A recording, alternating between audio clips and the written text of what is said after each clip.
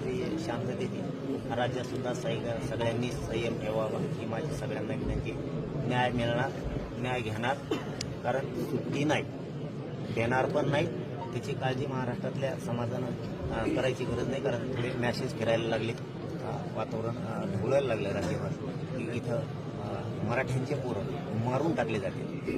तरीही स्वतःच्या जातीचे पोरं सांभाळण्यासाठी आणि त्यांनाच मोकाट घालून द्यायची ही परिस्थिती इथं निर्माण होती. परंतु मुख्यमंत्र्यांनी याकडे लक्ष घालणं खूप गरजेचं आहे, कारण हा तुम्हाला डाग असणार आहे.